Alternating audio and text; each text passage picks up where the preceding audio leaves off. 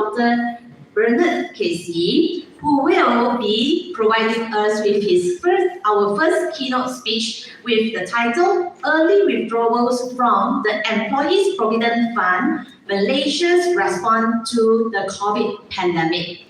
May I have Dr. Bernard Casey? The floor is yours.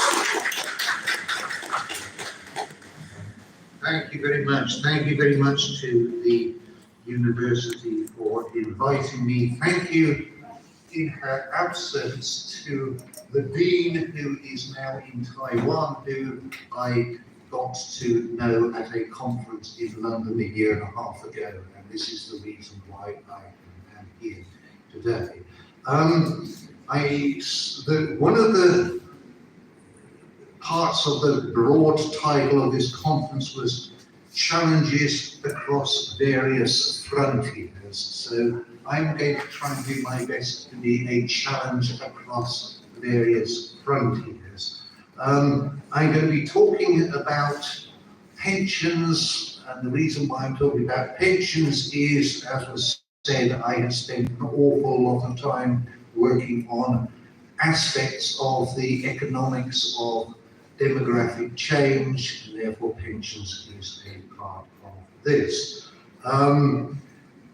I spent quite a lot of time as a pensions economist, so that's a lot of my teaching and a lot of my research involved that, but I do not expect you as the audience either to know very much about pensions, because you might know a lot about other things, and quite a lot of you I don't also expect to know very much about how pensions work in Malaysia. I actually came to this subject as part of some work I was doing with another person who is, who is referred to here, he comes from Kosovo, which is one of the states which emerged out of Yugoslavia. Yugoslavia broke down, and I met him at a conference some years ago, and we had some common interests, and we started doing work together, and over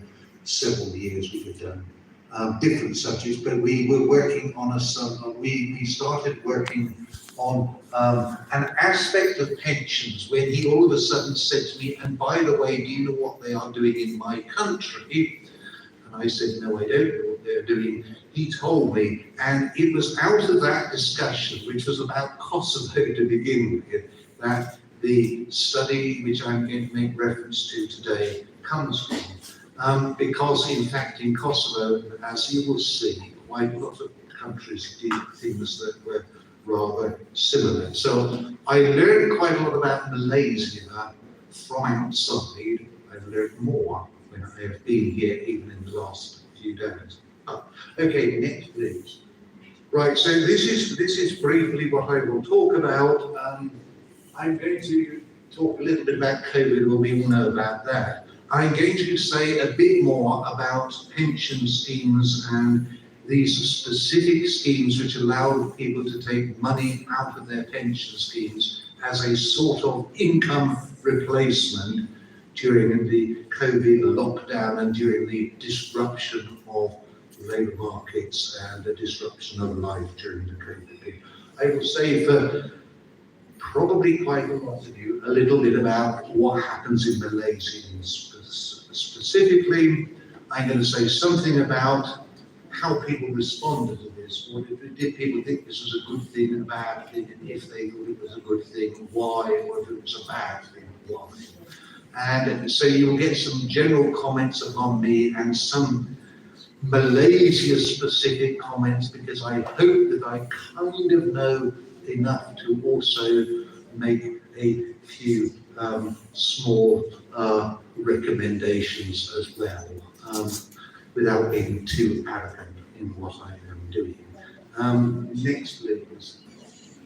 Right, here's just a little bit of background, and I mean a lot of this, you do not need to worry about very much, but what you will note is that Malaysia, which comes here, was pretty heavily locked down in comparison to or it was as heavily locked down as most other countries. So it doesn't look very different from countries, well, it's like the United States, like the United Kingdom. I mean, there is Singapore and Japan look a little bit different, but not very much different. So what was going on here was not vastly different in that respect from anywhere else. This is the kind of thing you know.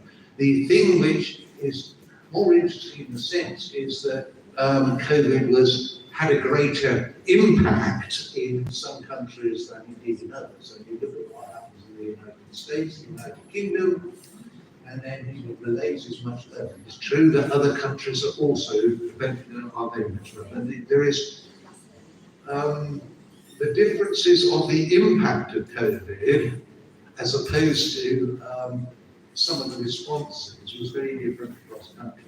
But lots of countries responded because of this disruption, and the way that they responded in terms of employment was looking at things like arranging special things to allow people either to work from home or to be temporarily laid off from their employment, but compensated so that they didn't lose their income. That is something which I have done quite a lot of work on earlier, but governments intervened in a variety of fashions: special loans to businesses, special social assistance programs.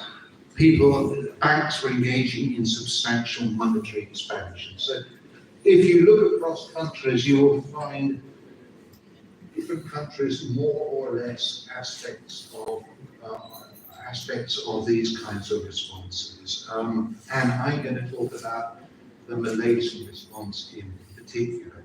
Right, next please.